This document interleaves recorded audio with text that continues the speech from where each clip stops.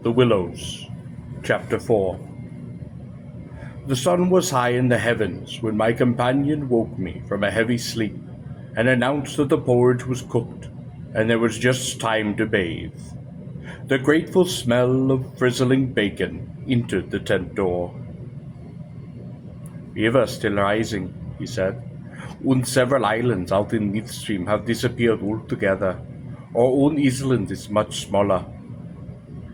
"Any wood left?" I asked sleepily. "The wood in the island will finish tomorrow in the dead heat," he laughed, "but there's enough to last us till then." I plunged in from the point of the island, which has indeed altered a lot in size and shape during the night, and was swept down in a moment to the landing place opposite the tent. The water was icy, and the banks flew by like the country from an express train. Bathing under such conditions was an exhilarating operation, and the terror of the night seemed cleansed out of me by the process of evaporation in the brain. The sun was blazing hot. Not a cloud showed itself anywhere. The wind, however, had not abated one little jot. Quite suddenly, then, the implied meaning of the Swede's words flashed across me, showing that he no longer wished to leave post-haste, and had changed his mind, enough to last till tomorrow. He assumed we should stay on the island another night. That struck me as odd. The night before he was so positive the other way. How had the change come about? Great crumblings of the banks occurred at breakfast, with heavy splashings and clouds of spray, which the wind brought into our frying pan, and my fellow traveler talked incessantly about the difficulty the Vienna Peth streamers must have to find the channel in the flood. But the state of his mind interested and impressed me, far more than the state of the river or the difficulties of the steamers. He had changed somehow since the evening before. His manner was different. He was a trifle excited, a trifle shy, with a sort of suspicion about his voice and gestures. I hardly knew how to describe it now in cold blood, but at the time I remember being quite certain of one thing, that he had become frightened. He ate very little breakfast, and for once omitted to smoke his pipe. He had the map spread open beside him. He kept studying its marking. We'd better get off sharply in an hour," I said presently, feeling for an opening that must bring him indirectly to a partial convention, at any rate, and his answer puzzled me uncomfortably. "Rather, if they'll let us." "Who let us? The elements?" I asked quickly, with affected indifference. "The powers of this awful place, whoever they are," he replied, keeping his eyes on the map. "The goods here, if they are anywhere at all in the world." "The elements are always the true immortals," I replied, laughing, as naturally as I could manage, yet knowing quite well that my face reflected my true feelings when he looked up gravely at me and spoke across the smoke.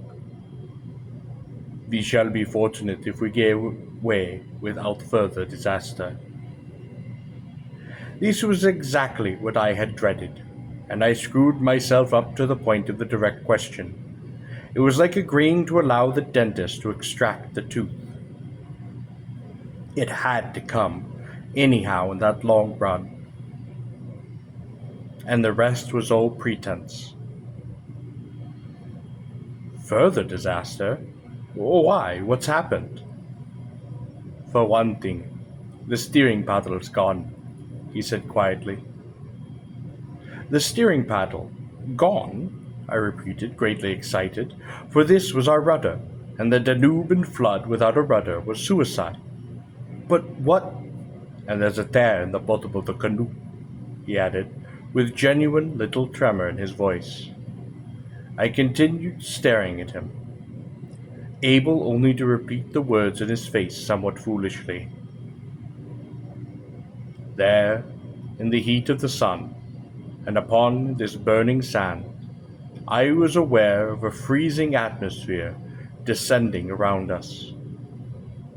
I got up to follow him, for he merely nodded his head gravely and led the way towards the tent a few yards on the other side of the fireplace. The canoe still lay there, as I had last seen her in the night, ribs uppermost, the paddles, or rather the paddle, on the side beside her. "There's only one," he said, stooping to pick it up. "And there's the rent in the baseboard." It was on the tip of my tongue to tell him that I had clearly noticed two paddles a few hours before, but a second impulse made me think better of it. I said nothing, and I approached to see.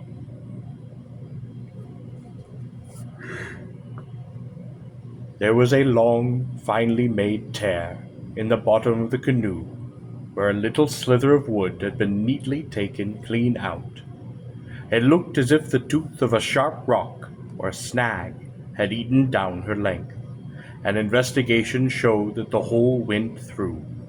Had we launched out in her without observing it, we most inevitably have found it. At first the water would have made the wood swell so as to close the hole, but 1 ounce in midstream the water would have poured in, and the canoe, never more than 2 inches above the surface, would have filled and sunk rapidly. There, you see, an attempt to prepare a victim for sacrifice. I heard him saying more to himself rather than to me. "Two victims, rather," he added, as he bent over and ran his fingers along the slit. I began to whistle, a thing I always do unconsciously when utterly nonplussed, and purposely paid no attention to his words. I was determined to consider them foolish. "It wasn't there last night," he said presently, straightening up from his examination and looking anywhere but me. "We must have scratched her in landing, of course," I stopped, whistling to say, "The stones are very sharp." I stopped abruptly, for at that moment he turned around and met my eyes squarely. I knew just as well as he did how impossible my explanation was. There were no stones to begin with. "And then there's this to explain too," he added quietly, handing me the paddle and pointing to the blade. A new and curious emotion spread freezingly over me as I took and examined it. The blade was scraped down all over, beautifully scraped, as though someone had sandpapered it with care, making it so thin that the first vigorous stroke must have snapped it off at the elbow. "One of us walked in his sleep and did this thing," I said feebly, "or it has been filed by the constant stream of sand particles blown against it by the wind." "Ah," said the Swede, turning away and laughing a little. "Du can explain everything. The same wind that caught the steering paddle and flung it so near the bank that it fell in, and with the next lump that crumbled." I then called out after him, absolutely determined to find an explanation for everything that he showed me. "I see," he shouted back, turning his head to look at me before disappearing among the willow bushes. Once alone with these perplexing evidences of personal agency, I think my first thought took the form of, one of us must have done this thing, and it certainly was not I. But my second thought decided how impossible it was to suppose, under all the circumstances, that either of us had done it. That my companion, the trusted friend of a dozen similar expeditions, could have knowingly had a hand in it, was a suggestion not to be entertained for a moment. Equally absurd seemed the explanation that this imperturbable and densely practical nature had been suddenly insane and was busied with insane purposes. Yet the fact remained that what disturbed me most, and kept my fear actively alive even in this blaze of sunshine and wild beauty, was the clear certainty that some curious alteration had come about in his mind, that he was nervous, timid, suspicious, and aware of goings-on that he did not speak about, watching a series of secret and hitherto unmentionable events, waiting, in a word, for a climax that he expected, and I thought expected very soon. This grew up in my mind intuitively. I hardly knew how. I made a hurried examination of the tent and its surroundings, but the measurements of the night remained the same.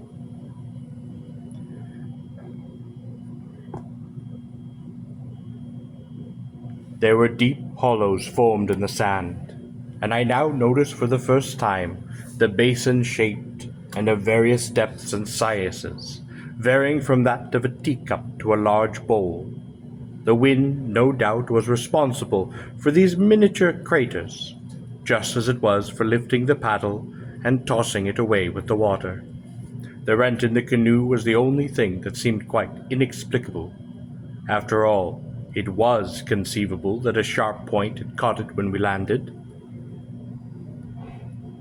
The examination I made of the shore did not assist this theory, but all the same I clung to it with a diminishing portion of my intelligence, which I called reason. An explanation of some kind was absolutely necessity, just as some working explanation of the universe is necessary, however absurd, to the happiness of every individual who seeks to do his duty in the world and face the problems of life. The smile seemed to me at the time an exact parallel. I had once set the pitch melting, and presently the Swede joined me upon the work. Though under the best conditions in the world the canoe could not be safe for traveling till at least the following day. I drew his attention casually to the hollows in the sand. "Yes," he said, "I know. They're all over the island, but you can explain them, no doubt." "Wind, of course," I answered without hesitation. "Have you never watched those little whirlwinds of the street that twist and twirl everything into a circle? The sand's loose enough to yield, that's all." He made no reply. He worked on in silence for a bit. I watched him surreptitiously all the time. I had an idea he was watching me. He seemed, too, to be always listening attentively to something that I could not hear, or perhaps for something that he expected to hear, for he kept turning about and staring into the bushes, up into the sky, and out across the water, where it was visible through the openings among the willows. Sometimes he even put his hand to his ear and held it there for several minutes. He said nothing to me, however, about it. I asked no questions, and meanwhile, as he mended that torn canoe with the skill and address of a Red Indian, I was glad to notice his absorption in the work, for there was a vague dread in my heart that he would speak of the changed aspect of the willows, and if he had noticed that, my imagination could no longer be held a sufficient explanation of it. At length, after a long pause, he began to talk. "Queer thing," he added in a hurried sort of voice, as though he wanted to say something and get it over. "Queer thing, I mean, about that otter last night." I had expecting something so totally different that he caught me with surprise. I looked him up sharply. "Shows how lonely this place is. Otters are awfully shy." "I don't mean that, of course," he interrupted. "I mean, do you think it really was an otter?" "What else in the name of heaven? What else?" "You know, I saw it before you did. At first it seemed so much bigger than an otter. The sunset as you looked upstream magnified it, or something," I replied. He looked at me absently a moment, as though his mind were busy with other thoughts. "It had such extraordinary yellow eyes," he went on half to himself. That must have been the sun, too, I laughed, a trifle boisterously. I suppose next you'll wonder if that fellow in the boat. Suddenly I decided not to finish the sentence. He was in the act again of listening, turning his head to the wind, and something in the expression of his face made me halt. The subject dropped. We went on with our caulking. Apparently he had not noticed my unfinished sentence. 5 minutes later, however, he looked at me across the canoe, the smoking pitch in his hand, his face exceedingly grave. "I did rather wonder, if you want to know," he said, "what the thing in the boat was. I remember thinking at the time it was not a man. The whole business seemed to rise quite suddenly out of the water." I laughed again boisterously in his face, but this time there was impatience and a strain of anger too in my feelings. "Oh, look here now," I cried. "This place is quite queer enough without going out of our way to imagine things. The boat was an ordinary boat, the man in it was an ordinary man, and they were both going downstream as fast as they could lick. And that otter was an otter, so don't let's play the fool about it." He looked steadily at me with that same grave expression. He was not in the least annoyed, and I took courage from his silence. "For heaven's sake," I went on, "don't keep pretending you hear things. It only gives me the jumps. There's nothing to hear but the river and this cursed old thundering—" "You fool!" he answered in a low, shocked voice. "You utter fool. That's just the way all victims talk, as if you didn't understand just as well as I do." He sneered with scorn in his voice, and a sort of resignation. "The best thing you can do, keep quiet. Try to hold your mind as firm as possible.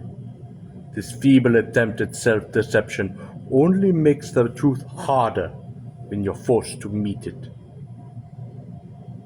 My little effort was over. I found nothing more to say, for I knew quite well that his words were true. I was the fool, not he. Up to a certain stage in the adventure he kept ahead of me easily, and I think I felt annoyed to be out of it, to be thus proved less psychic, less sensitive than himself to these extraordinary happenings, half ignorant all the time of what was going on under my very nose. He knew from the very beginning, apparently, but at the moment I wholly missed the point of his words about the necessity of there being a victim, and that we ourselves were destined to satisfy the want. I dropped all pretense thenceforward, but thenceforward likewise my fear increased, steadily, towards its climax.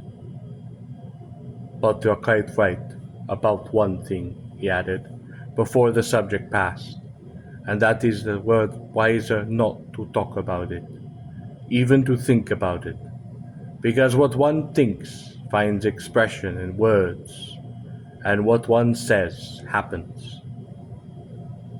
That afternoon, while the canoe dried and hardened, we spent trying to fish, testing the leak and collecting wood, and watching the enormous flood of rising water.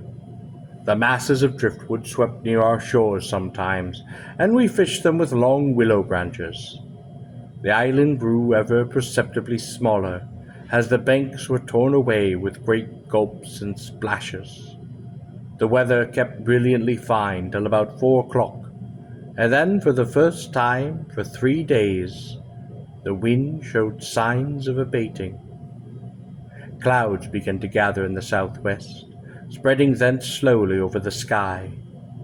This lessening of the wind came as a great relief, for the incessant roaring, banging, and thundering had irritated our nerves. Yet that silence that came about at 5 o'clock, with its sudden cessation, was in a manner quite as oppressive. The booming of the river had everything its own way. Then it filled the air with deep murmurs, more musical than the wind noises, but infinitely more monotonous. The wind held many notes, rising, falling, always beating out some great elemental tune, whereas the river's song lay between 3 notes at most, dull pedal notes that held a luxurious quality foreign to the wind, somehow seemed to me in my then nervous state to sound wonderfully well, the music of doom.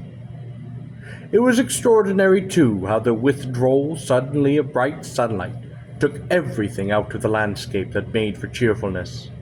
And since this particular landscape had already managed to convey the suggestion of something sinister, the change, of course, was all the more unwelcome and noticeable. For me, I know the darkening outlook became distinctly more alarming. I found myself more than once calculated how soon after sunset the full moon would get up in the east, and whether the gathering clouds would greatly interfere with her lifting of the little island. With this general hush of the wind, though it still indulged in occasional brief gusts, the river seemed to me to grow blacker, the willows to stand more densely together. The latter, too, kept up a sort of independent movement of their own, rustling among themselves. When no wind stirred and shaked oddly from the roots upwards, when common objects in this way became charged with the suggestion of horror, they stimulate the imagination far more than things of unusual appearance. And these bushes, crowding huddled about us, assumed for me in the darkness a bizarre grotesque of appearance that lent to them somehow the aspect of purposeful and living creatures. Their very ordinariness, I felt, masked what was malignant and hostile to us. The forces of the region drew nearer with the coming of night. They were focusing upon our island, and more particularly upon themselves. For this somehow, in the terms of imagination, did my really indescribable sensation in this extraordinary place present themselves. I had slept a good deal in the early afternoon. I had thus recovered somewhat from the exhaustion of that disturbed night, but this only served apparently to render me more susceptible than before to the obsessing spell of the haunting. I fought against it, laughing at my feelings as absurd and childish, with very obvious psychological explanations. Yet in spite of every effort, they gained in strength upon me, so that I dreaded the night as a child lost in a forest must dread the approach of darkness. The canoe we had carefully covered with a waterproof sheet during the day, and the one remaining paddle had been securely tied by the Swede to the base of a tree, lest the wind should rob us of that too. From 5 o'clock onwards I busied myself with the stew pot and preparation for dinner, it being my turn to cook that night. We had potatoes, onions, bits of bacon fat to add flavor, and a general thick residue from former stews at the bottom of the pot, with black bread broken up onto it. The result was most excellent. It was followed by a stew of plums with sugar and a brew of strong tea with dried milk. A good pile of wood lay close at hand, and the absence of wind made my duties easy. My companion sat lazily watching me, dividing his attention between cleaning his pipe and giving useless advice, an admitted privilege of the off-duty man. He had been very quiet all the afternoon, engaged in recaulking the canoe, strengthening the tent ropes, and fishing for driftwood while I slept. No more talk about undesirable things had passed between us, and I think his only remarks had to do with the gradual destruction of the island, which he declared was now fully a third smaller than when we first landed. The pot had just begun to bubble when I heard his voice calling to me from the bank, where he had wandered away without my notice. I ran up. "Come and listen," he said. "See what you make of it." He held his hand cupwise to his ear, as so often before. "Now, do you hear anything?" he asked, watching me curiously. We stood there listening, attentively, together. At first I heard only the deep note of the water and the hissing rising from its turbulent surface. The willows, for once, were motionless and silent. Then a sound began to reach my ears faintly, a peculiar sound, something like the humming of a distant gong. It seemed to come across to us in the darkness from the waste of swamps and willows opposite. It was repeated at regular intervals, but it was certainly neither the sound of a bell nor the hooting of a distant steamer. I liken it to nothing so much as to the sound of an immense gong suspended far above us in the sky, repeatedly, inconsistently, its muffled metallic note, soft and musical, as it was repeatedly struck. My heart quickened as I listened. "I've heard it all day," said my companion.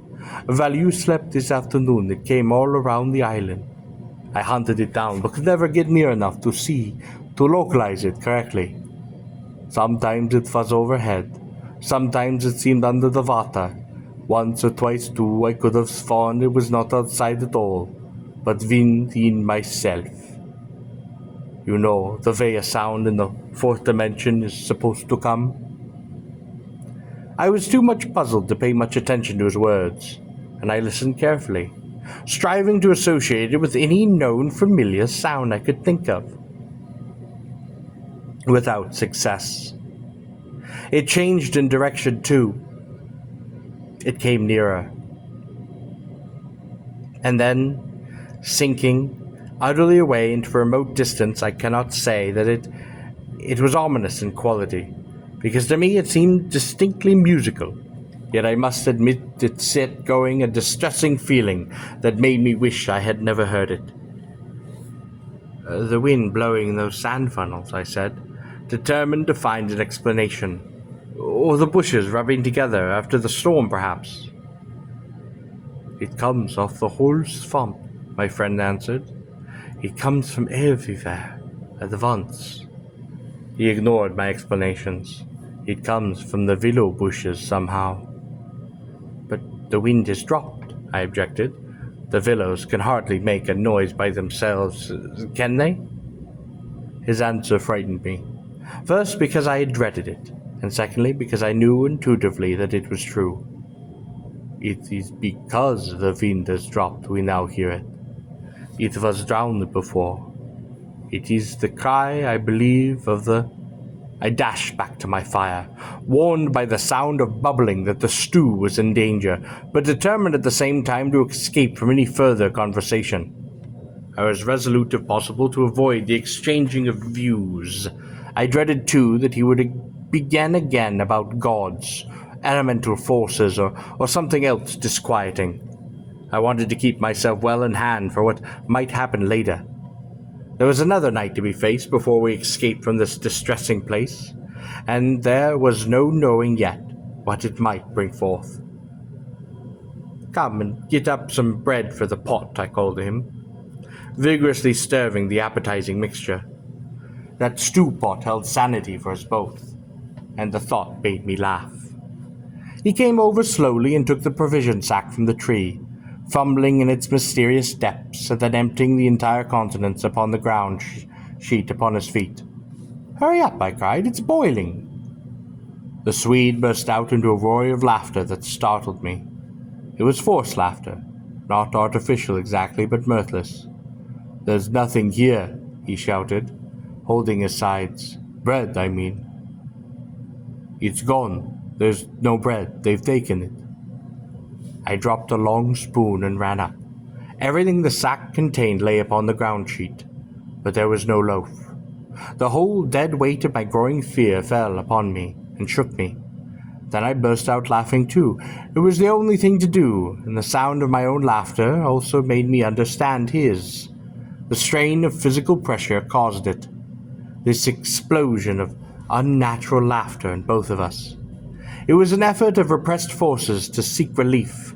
It was a temporary safety valve, and with both of us it ceased quite suddenly.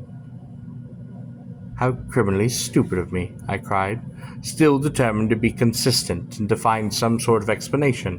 "I clean forgot to buy a loaf at Pressburg. That chattering woman put everything out of my head.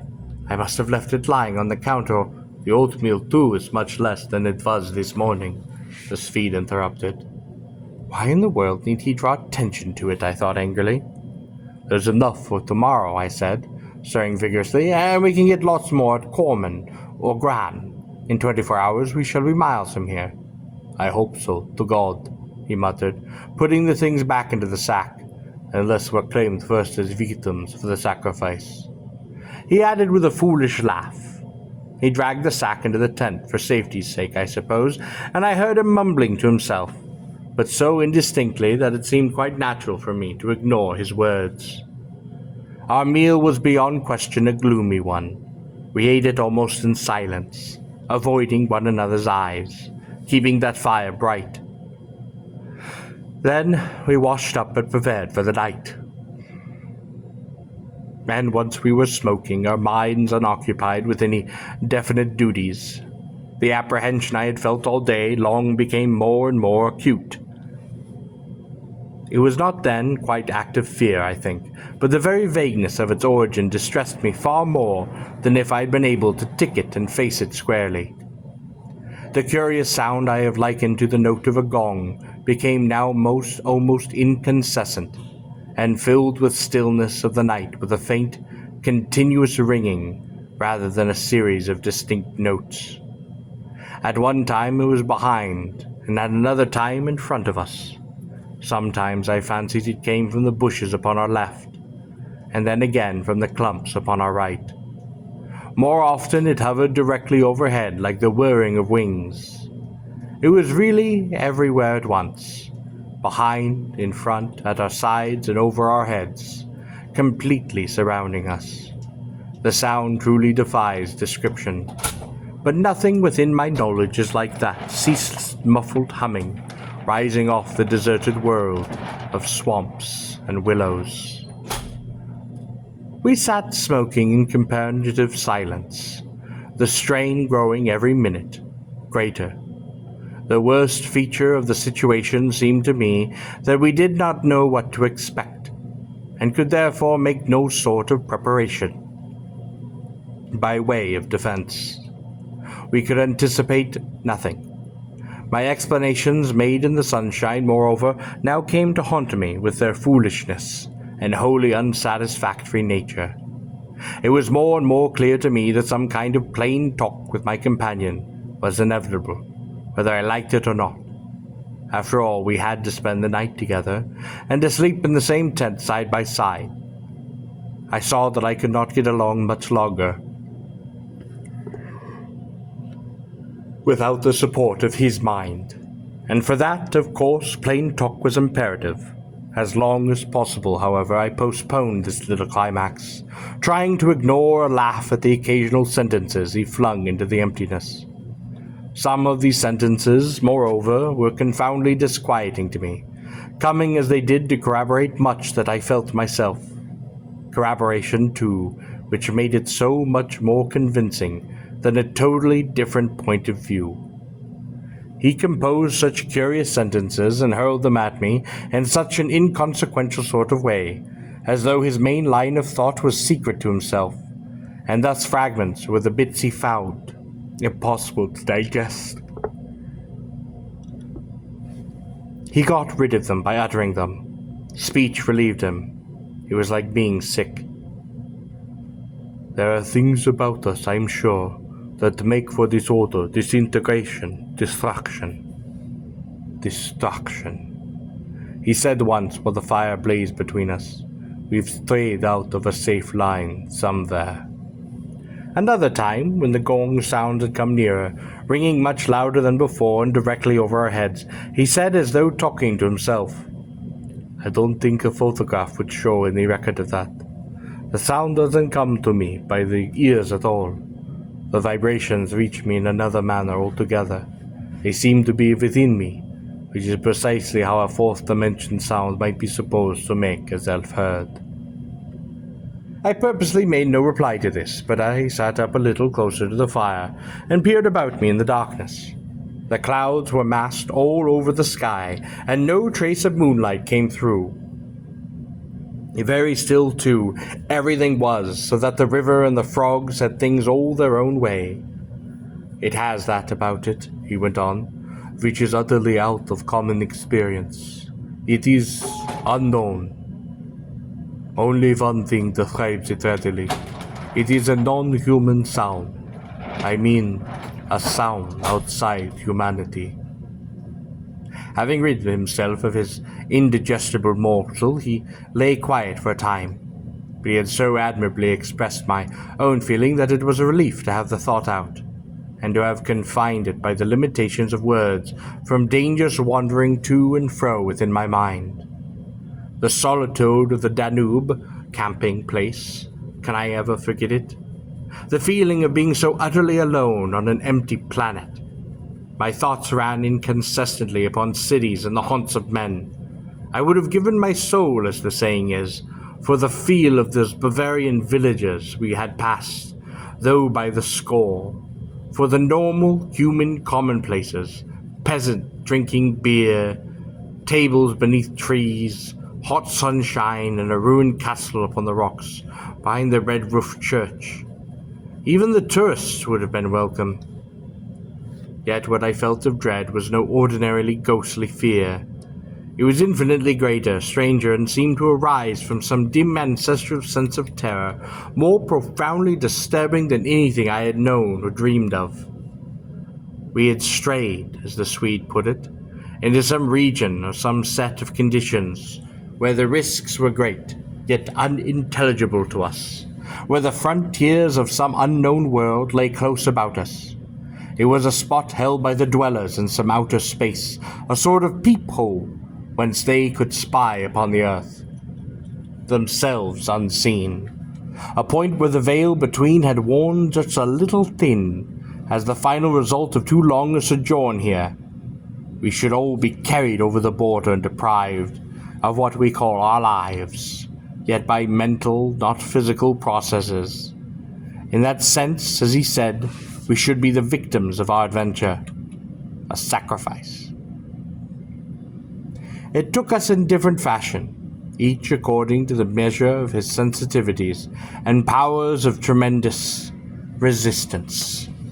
I translated it vaguely into a personification of the mighty disturbed elements, investing them with the horror of a deliberate and malefic purpose, resentful of our odious intrusion into their breeding place, or as my friend threw it into the unoriginal form at first, of a trespass upon some ancestral shrine, some place where the old gods still held sway, where the emotional forces of former worshippers still clung, and the ancestral portion of him yielded to that old pagan spell.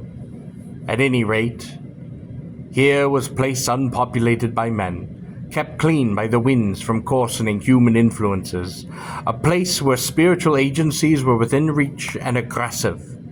Never before or since had been so attacked by indescribable suggestions of a beyond region, for another scheme of life, another evolution, not parallel to the human. And in the end, our minds would succumb under the weight of that awful spell. We should be drawn across the frontier into their world. Small thing testified to this amazing influence of the place, and none in the silence round the fire they allowed themselves to be noted by the mind. The very atmosphere had proved itself a magnifying medium to destroy every indication. The otter rolling in the current, the hurrying boatman making signs, the shifting willows, one and all had been robbed of its unnatural character and reveled in something of its other aspect, as it existed across the border in that other region. And this changed aspect, I felt, was new, not merely to me, but to the race. The whole experience of the verge we touched was unknown to humanity at all. It was a new order of experience, and in the true sense of the word, unearthly.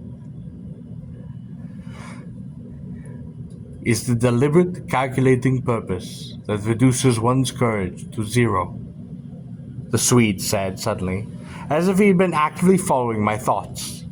Otherwise, imagination might count for much, but the paddle, the canoe, the lessening food. Haven't I explained all that? I interrupted viciously. Oh, you have, he answered dryly. You have indeed. He made other remarks, too, as usual, about what he called the plain determination to provide a victim. But having now arranged my thoughts better, I recognized that this was simply the cry of his frightened soul against the knowledge that he was being attacked in a vital part, and that he would be somehow taken or destroyed.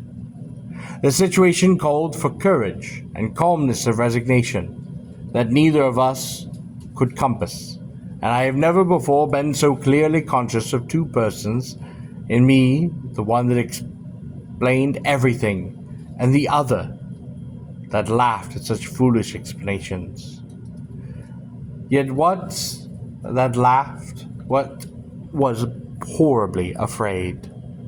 Meanwhile, in the pitchy night, the fire died down and the woodpile grew small. Neither of us moved to replenish the stock, and the darkness consequently came up very close to our faces. A few feet beyond the circle of firelight, it was inky black. Occasionally a stray puff of wind set the bellows shivering about us. But apart from this, not a very welcome sound. A deep and deepening silence reigned, broken only by the gurgling of the river and the humming in the air overhead. We both missed, I think, the shouting company of the wind. At length, at a moment when a stray puff prolonged itself as though the wind were about to rise again, I reached the point of me of saturation, the point where it was absolutely necessary to find relief in plain speech, or else to betray myself by one historical extravagance that must have been far worse in its effect upon both of us. I kicked the fire back into a blaze and turned to my companion abruptly, and he looked at me with a start. "I can't disagree any longer," I said. "I don't like this place. I don't like the darkness, the noises, and the awful feelings I get. There's something here that beats me utterly. I am in a blue funk, and that is the plain truth. If the other shore was different, I swear I'd be inclined to swim for it." The Swede's face turned very white beneath the deep tan of sun and wind. He stared straight at me and answered quietly, but his voice betrayed his huge excitement by its unnatural calmness. For the moment, at any rate, he was the strong man of the two. He was more phlegmatic, for one thing. "It's not a physical condition we can escape from by running away," he replied, and in the tone of a doctor diagnosing some grave disease. "We must sit tight and wait. There are forces closing here that could kill a herd of elephants in a second, as easily as you or I could squash a fly. Our only chance is to keep perfectly still. Our insignificance perhaps may save us." I put a dozen questions into my expression of face, but found no words. It was precisely like listening to an accurate description of a disease whose symptoms had puzzled me.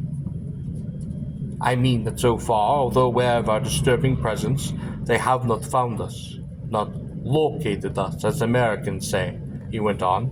"They're blundering about like men hunting for a leak of glass. They paddle and canoe, and provisions prove that. I think they feel us, but cannot actually see us. We must keep minds quiet. It's our minds they feel. We must control thoughts, or it's all up with us." "Death, you mean?" I stammered, icy with the horror of its suggestion. "Worse, by far," he said. "Death, according to one's belief, means either annihilation or release from the limitations of the senses. But it involves no change of character. You don't suddenly alter just because the body gone. But this means a radical alteration, a complete change, a loss of oneself by substitution, far worse than death, and not even annihilation. We happen to be camped in a spot where their region touches ours, where a veil between is worn thin. Horrors." He was using my own phrases, my own actual words. "So that they are aware of our being in their neighborhood." "But who are aware?" I asked. I forgot the shaking of the willows in the windless calm, the humming overhead, everything except that I was waiting for an answer that I dreaded more than I could possibly examine. He lowered his voice at once to his reply, leaning forward a little over the fire, an indefinable charge in his face that made me avoid his eyes and look down upon the ground. "All my life," he said, "I have been strangely vividly conscious of another region, not far removed from home, in one sense, yet wholly different in kind, where great things go on unceasingly. for immense and terrible personalities hurry by, intent on the vast purposes compared to which earthly affairs, the rise and fall of nations, the destinies of empires, the fate of armies and continents, and all is dust in balance, vast purposes. I mean that they deal directly with soul, and not indirectly with mere expression of soul. I suggest just now, I began, seeking to stop him, feeling as though I was face to face with a madman, but he instantly overbore me with his torrent that had to come. "You'll think," he said, "it is spirits of elements, and I thought perhaps it was old God, but I tell you now it is neither. These would be comprehensible entities. They have relations with men, depending upon them for worship, sacrifice. Perhaps these beings who are now about us have absolutely nothing to do with mankind. It is merely chance that their space happens just at spot to touch our own. The mere conception, which is word somehow made so convincing, as I listened to them, there in the dark stillness of that lonely island, I found it impossible to control my movements. "What do you propose?" I began with. "Sacrifice. A victim. Might save us by distracting them until we could get away," he went on, "just as wolves stop to devour the dogs. Give it the slay another start. But I see no chance of another victim now." I stared blankly at him. The gleam in his eyes was dreadful. Presently he continued, "It's the Willows, of course. The Willows mask the others, but the others are feeling about for us. If we let our minds betray fear, we are lost. Lost utterly." He looked at me with an expression so calm, so determined, and so sincere that I could no longer have any doubts as to his sanity. He was as sane as any man ever truly was. "If we can hold out through the night," he added, "we might give off in daylight unnoticed, or rather, undiscovered." "You really think a sacrifice would—" The gong-like humming came down very close over our heads as I spoke, but it was my friend's scared face that really stopped my mouth. "Whoosh!" he whispered, holding up his hand. "Do not mention them more than you can help. Do not refer to them by name. To name is to reveal. It is the inevitable clue. Our only hope lies in ignoring them that they may ignore us. Even in thought." He was extraordinarily agitated, especially in thought. Our thoughts make spirals in their worlds. We must keep them out of our minds at all cost if possible.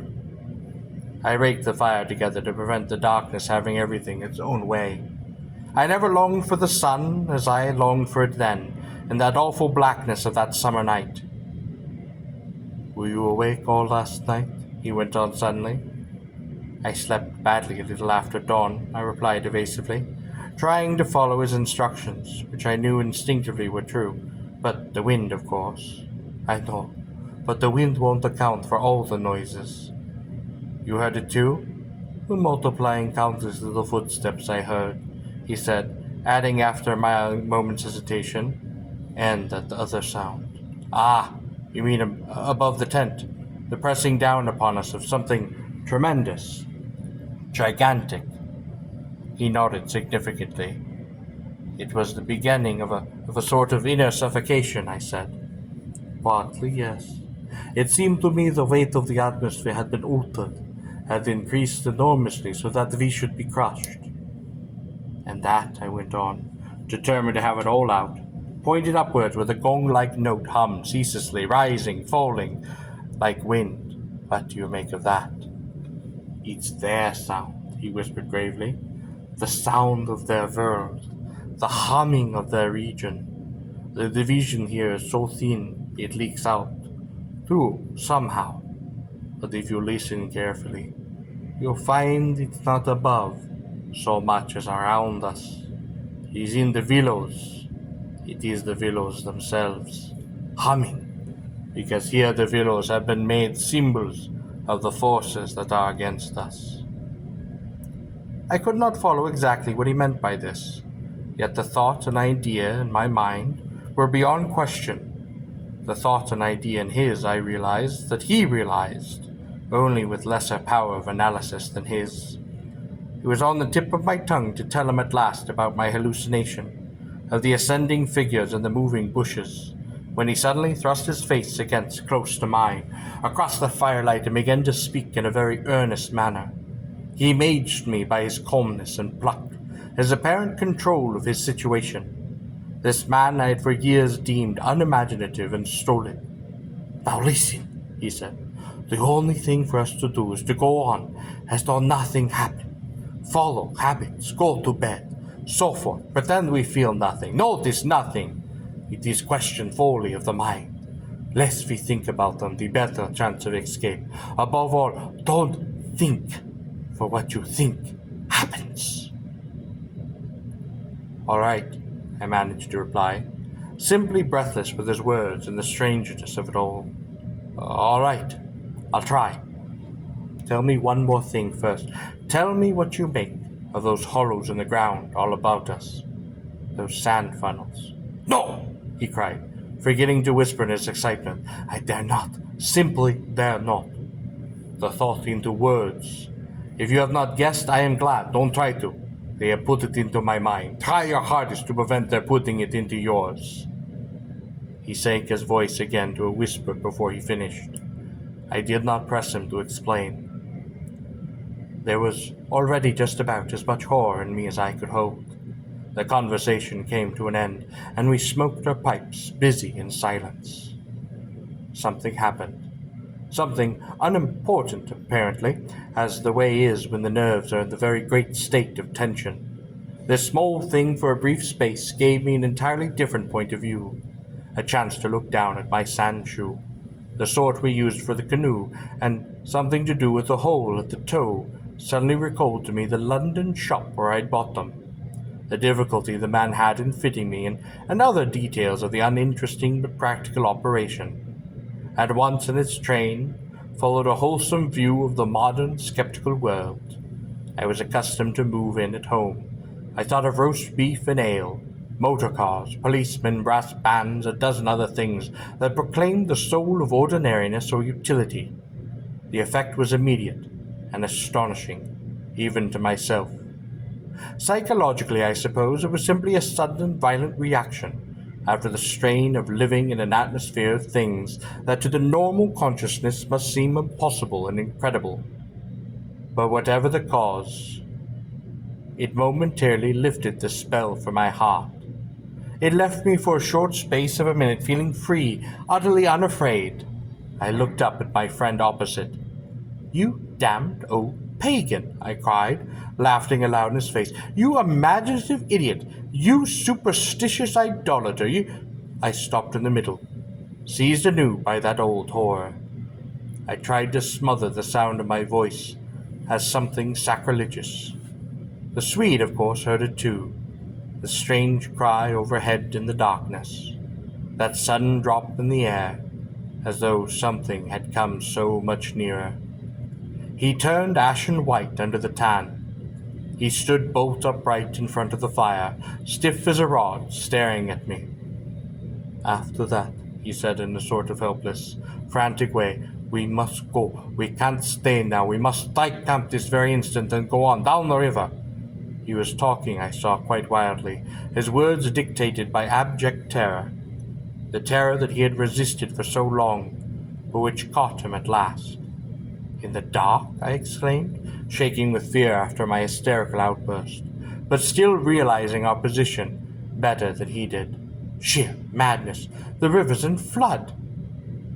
We only have a single paddle. Besides, we only go deeper to their country.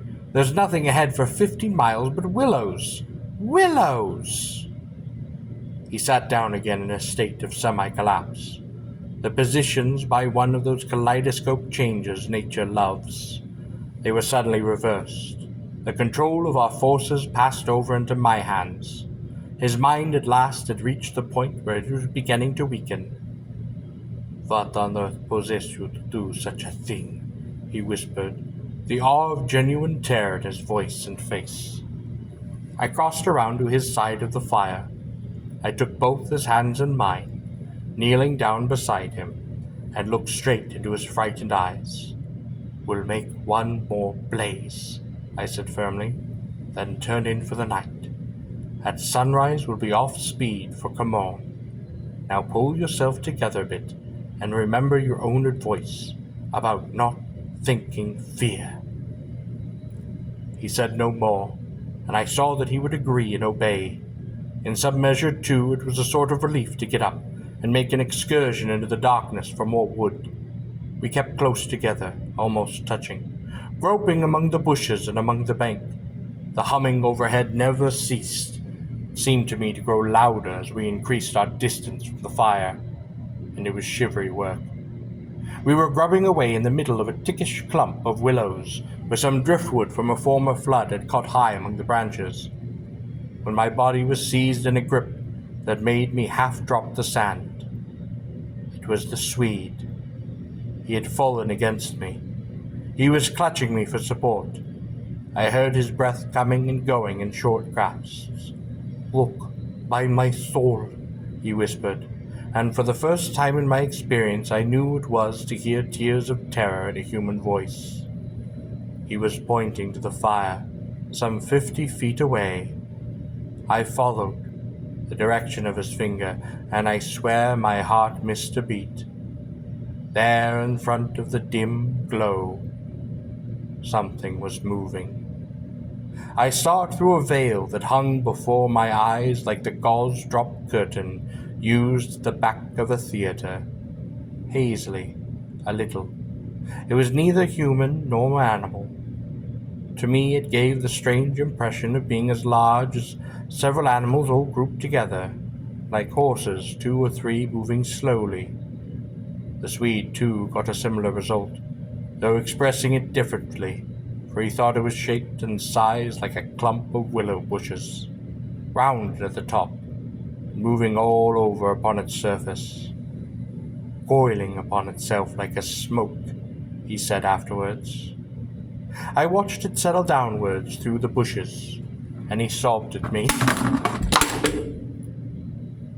"Look, by God, it's coming this way." Oh, he gave a kind of whistling cry. "They found us." I gave one terrified glance, which just enabled me to see that the shadowy form was swinging towards us through the bushes. I collapsed backwards with a crash into the branches. These failed, of course, to support my weight, so that with the Swede on top of me, we fell in a struggling heap upon the sand.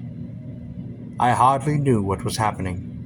I was conscious only of a sort of an enveloping sensation of icy fear that plucked the nerves out of the fleshy covering, twisting them this way and that, replacing them quivering. My eyes were tightly shut. Something in my throat choked me. A feeling that my consciousness was expanding, extending out into space, swiftly gave way to another feeling that I was losing it together. I was going to die. An acute spasm of pain passed through me. I was aware that the Swede had holded me in such a way that he hurt me abominably. It was the way that he caught me in falling. But it was this pain, he declared afterwards, that saved me. It caused me to forget them, to think of something else at the very instant when they were about to find me. It concealed my mind from them at the moment of discovery, yet just in time to evade their terrible seizing of me. He himself, he says, actually swooned at the same moment. That was what saved him.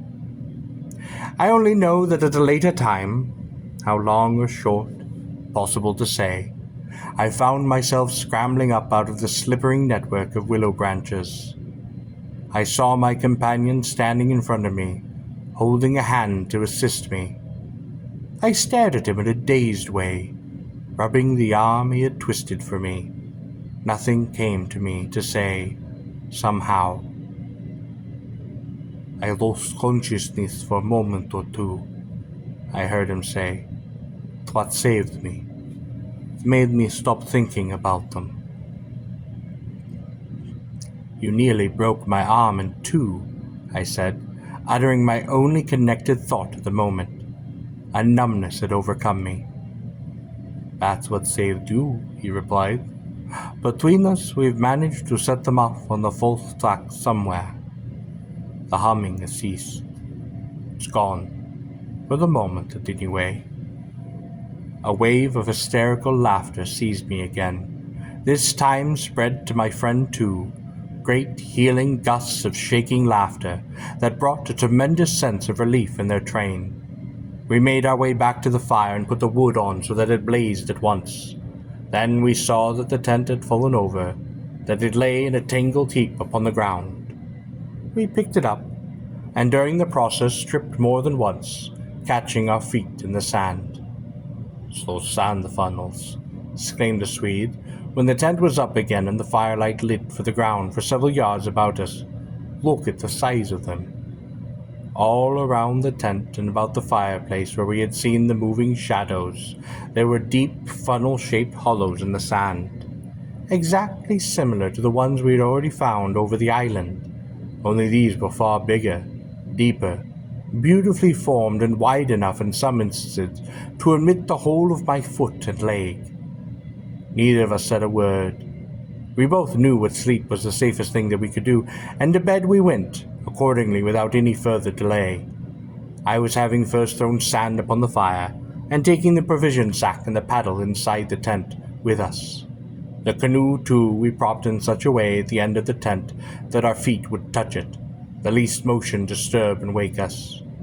In case of emergency, too, we went to bed in our clothes, ready for any sudden start.